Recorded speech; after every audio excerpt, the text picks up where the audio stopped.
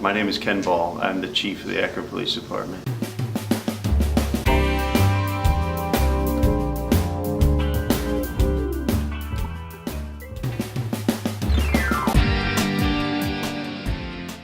There is a very high standard within the Akron Police Department, and we don't apologize for it. As a matter of fact, it makes us the outstanding organization that we are today. So candidates need to be aware of what's expected of a police officer, and that's that you maintain a high level of personal integrity. That means avoiding some of those things that are incompatible with being a police officer. So we would start with honesty.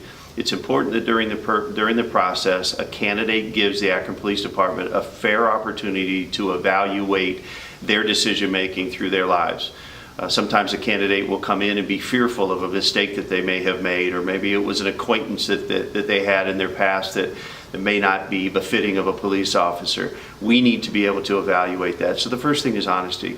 The second thing is decision making. Somebody that had in their life made a number of choices that were illegal actions or unethical decisions, that's not going to work for being a police officer. And again, we don't apologize for that. We need people of high personal standard to join our organization to make it better.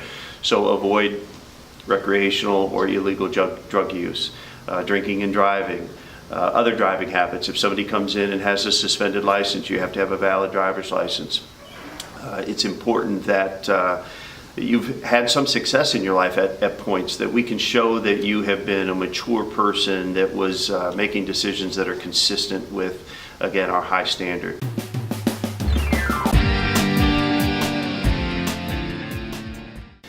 And there is a misrepresentation, and I'm glad that we get an opportunity to address that. Poor credit is not an impediment to becoming an Akron police officer. As a matter of fact, we understand that this could be the first step up for somebody correcting some financial mistakes or some circumstances that were in their lives where they didn't have an opportunity to be able to correctly handle their finances. And if you dramatically increase your salary and you're around a group of people that are good decision makers, we think that it's a pathway to financial success and financial health. And I can say personally that's been my experience. So poor credit is not a disruption to your path to being a police officer. But when you move other financial decision making, and if it is a matter of fraud, somebody runs up a credit card with purpose and never makes a payment, that's not about having poor credit, that's about somebody that's stealing, or it's about fraudulent activity, and those will be something that would potentially derail a career with the police department.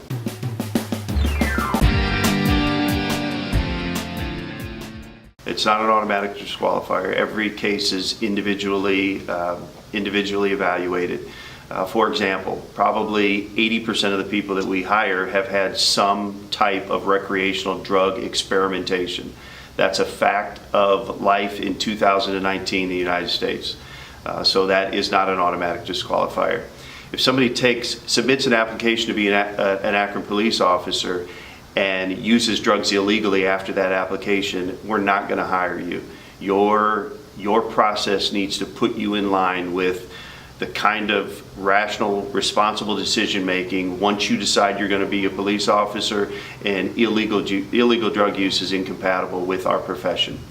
As far as the amount or the type of drug that was used, again, there's no automatic disqualifier. A felony drug arrest, that would be an automatic disqualifier. But this would relate back to previously when I talked about honesty and allowing us to make those decisions. We need to know what your drug history is so that we can fairly decide whether or not that would fit with our mission and with our personal standards.